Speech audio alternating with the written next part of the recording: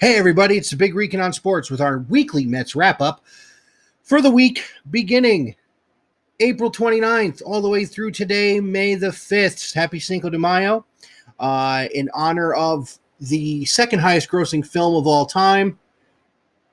That's right, we're wearing the Avengers. Thor, Captain America, Iron Man, and the Hulk. Of course, I haven't seen the movie yet, so please, no spoilers to anybody who's going to come on and comment on this week's episode. I greatly appreciate it. So the Mets came into this week starting it at home with 4 games against Cincinnati. Cincinnati's not really there yet as far as being a team that should be able to compete for a division title in Central, with Milwaukee, the Cubs, and St. Louis all have been dramatically improved in the offseason. Now, Cincinnati made some moves, bringing in Matt Kemp, bringing in Yasiel Puig. Unfortunately, they just released Matt Kemp, so now Kemp's not in there. But Puig has been a very good influence on this ball club. So going into the beginning of the week, Cincinnati in town, of course, Joey Votto's still there. Had to see what the Mets are going to be able to do. Now, the first game of the series, the Mets lose 5-4, lose on a late home run. Matt Winker, I believe his first name is Matt, who now is one of the Mets fans' least favorite players, hits a late home run off of Edwin Diaz. Zach Wheeler struggled very early in this game, getting behind 4-0. Wilson Ramos got a base hit to drive in a run, and then Cincinnati walked in the tying 2 runs, one of them being Wheeler, who scored the run. He started rough, did Wheeler, but he finished strong, pitching well into the 6th inning. Bullpen was pretty good. For the first time this season, Mickey Callaway brought in Edwin Diaz in a non-save situation, and it blew up in his face. They had a hitters meeting before the game on Monday, and they said Diaz loves to throw the fastball, which he does, and he throws very hard, and he can locate it, which is also good. However, this one he didn't locate. Winker put it in the seats. Cincinnati wins 5-4 as the Mets couldn't score against Michael Lorenzen late. Game 2 was the Flying Squirrel game. And who's the Flying Squirrel? That would be Jeff McNeil. This Mets team's version of Joe McEwing, only this guy can hit a lot better than Super Joe ever could. McNeil had 4 hits in that second game. He drives in the first run with a bunt single, and he set up the winning run with a base hit late. Pete Alonso gets his first walk-off RBI of his career. Jason Vargas was not horrible, but he wasn't great either. I've said it before. The Mets need to do something with this guy. And that something they need to do is release him. Game 3 was one the Mets needed no matter what happened, and that was getting Jacob deGrom back on schedule. The big thing about his 3 consecutive losses was that deGrom pitched in games that were all delayed, including this, including this one. It was a great start, though. The bats were nowhere to be found. But you got to give Cincinnati's pitching credit there. They held the Mets down. Jose Iglesias, formerly of the Tigers, hits a late home run, again off of Edwin Diaz, and the Mets lose 1-0 on Wednesday night at home, guaranteeing at minimum a losing series, at most a split. Game 4 of the series was very simply Thursday. On Thursday afternoon, Noah Syndergaard did something that hadn't been done since Bob Welch of the Los Angeles Dodgers did it in 1983. It's 36 years ago. He throws a complete game, 4-hit, 10 strikeout shutout, and hits a 410-foot home run to left center as the only run of the game as the Mets win 1-0 on Thursday afternoon. I got to listen to some of that game while I was at work on lunch, and Syndergaard had the command he's been looking for all year. He has mentioned that a lot of his starts, and this is, again, could be some whining about it, but I understand it. He felt like he was throwing an ice cube out there. Well, it was pretty warm, and look what Syndergaard did. An absolutely dominating performance, the Mets' first complete game of the season. He held his pitch count down. He didn't walk too many guys. He got quick outs, and he got his strikeouts quick without having long counts. That's how you throw a complete game shutout.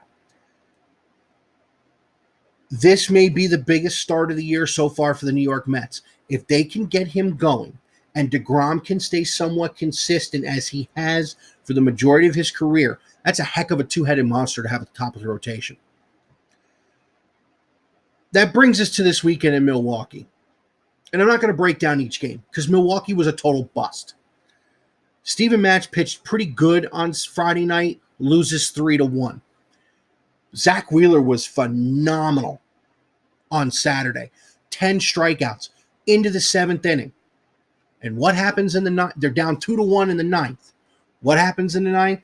Pete Alonso hits a first pitch curveball nearly 400 feet to right center field, keeping his hands back on the breaking pitch. He read the spin right out of the pitcher's hand, and he crushed it over the right center field wall to give him another late home run.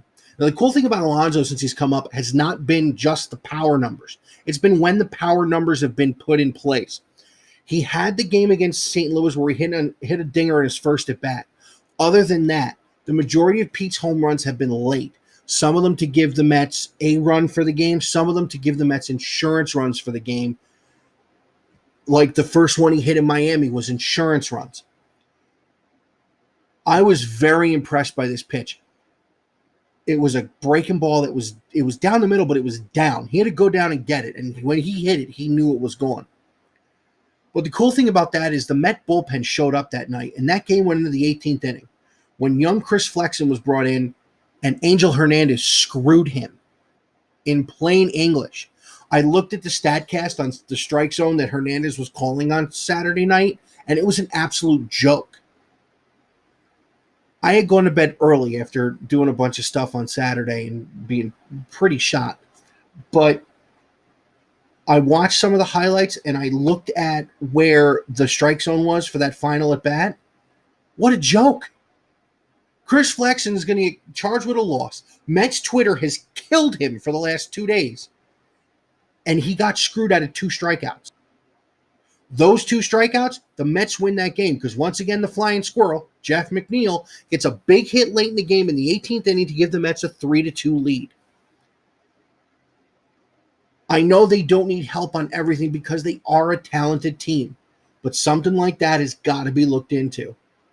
It's games like that where Angel Hernandez is absolutely poor that we're hearing the media, especially ESPN, oh, well, they need robot umpires.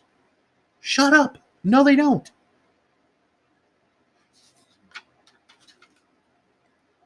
The long and short of it is this with Milwaukee. They're going to win the Central.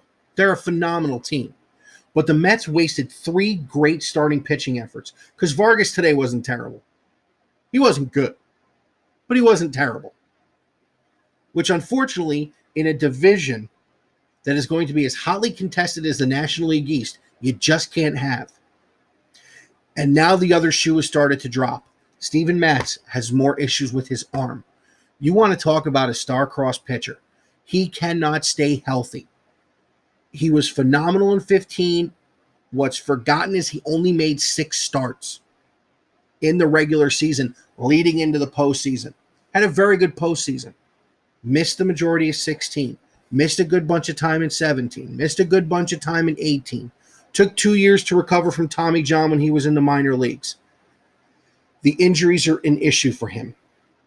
Going forward, the Mets need him because it does not look like they're going to be going out and getting anybody on the free agent market unless Brody pulls something out of his hat. So at the end of this week, the Mets are 16-18 in their first 34. 3.5 games out in the National League East. Everybody needs to keep their pants on because there's 162 games. This is not even 5% of them. And they're 16-18. This next week, I see people saying, oh, this is going to make or break their season. No, it's not. No, it's not.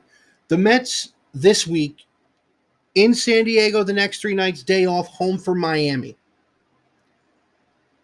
Next week, and Miami, of course, will be here Sunday for Mother's Day. So happy Mother's Day to everybody out there. I will not do the replay or the review on Sunday. I'll be doing that on next Monday. The 14th through the 16th, we're in Washington. The 17th through the 19th, they're in Miami. I don't know about you guys, but I see 2, 4, 5. I see 7 wins out of the next 3, 6, 9. I see 7 and 5, possibly 8 and 4 out of the next 12. That puts them over 500. 7 and 5 puts them at 500. 23 and 23 through 46. Then they're home for the Nationals, home for the Detroit Tigers, second interleague series of the year. And then out to LA and Arizona, where the Mets have historically played pretty well recently, to wrap up May. And I know I'm pushing it ahead to try and sound like I'm not panicking yet, because I'm not. This is a very good team. The problem is the nights they hit, they don't pitch. The nights they pitch, they don't hit. Consistency is going to be the name of the game for this team, and unfortunately, they haven't had any yet. That's the scary thing, and the thing that needs to not be ignored. They haven't had any consistency yet, and they are still only 2 games under 500. This time last year, they had a better record, but they were vastly more consistent. So we're a full month in, a little bit more than that, and the Mets are right in the thick of it. We couldn't ask for more starting in March when the season kicked off in Washington. The other thing that's being ignored, and it's being ignored largely on Mets Twitter, they split with Philadelphia so far. They split with the Nationals. They split with the Braves, and they're 3-0 against the Marlins. The Mets are 3 games over 500 in the division. This is where this division is going to be won. You play 19 games against 4 teams. 19 times 4,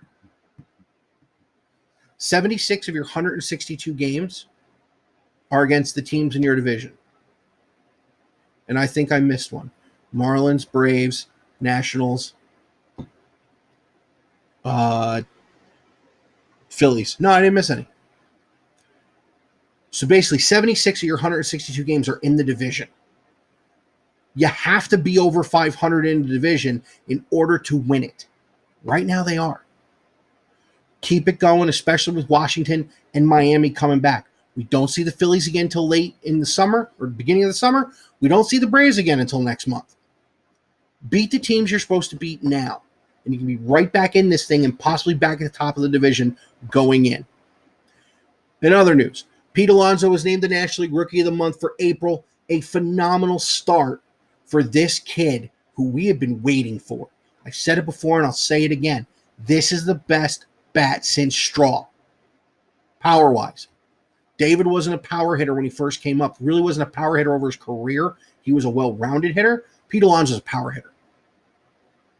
And he's going to be great for this team for years to come. So that's our wrap-up for this week.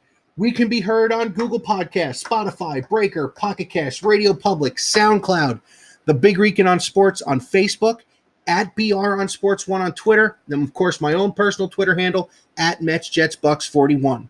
We're going to do a full month wrap-up for the podcast. Going to record that tomorrow. We will come at you next week with another review. Again, next week's review will be done on Monday, not on Sunday. So happy Mother's Day to everybody out there. We'll talk to you next week.